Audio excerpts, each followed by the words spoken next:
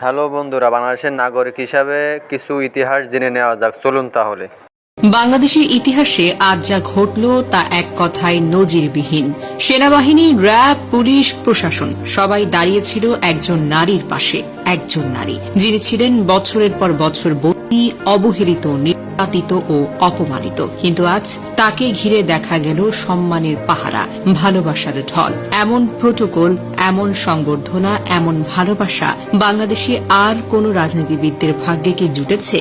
হ্যাঁ, খালেদা জিয়াকে নিয়ে, যাকে একসময় তার নিজের ঘর থেকে জোর করে বের করে দেওয়া হয়েছিল। চোখের সামনে বুলডোজার চালিয়ে গুড়িয়ে দেওয়া হয়েছিল সেই ঘর। তার ঘরের সামনে মদের বোতল ছুড়ে অপমান করা হয়েছিল।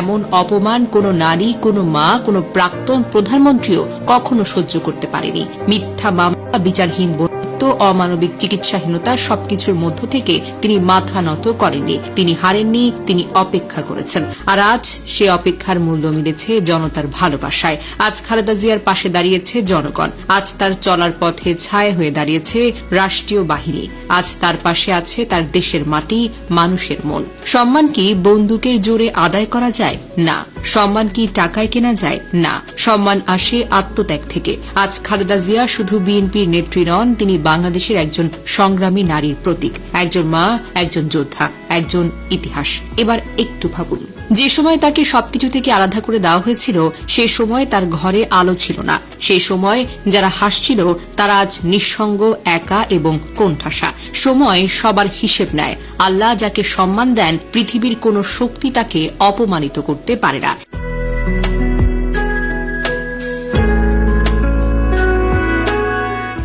ইতিহাস থেকে জানা যায়, খালেদা জিয়া কখনোই রাজনীতিতে আসতে চাননি। একজন সাধারণ গৃহিণী হিসেবে স্বামী শহীদ প্রেসিডেন্ট জিয়াউর রহমান ও সন্তানদের নিয়েই জীবন কাটাতে চেয়েছিলেন। কিন্তু 1981 সালে জিয়ার মৃত্যুর পর জাতির সংকটময় মুহূর্তে।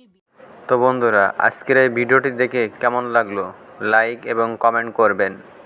হারুন রশিদ 01 ইউটিউব চ্যানেলটিকে সাবস্ক্রাইব করতে ভুলবেন না।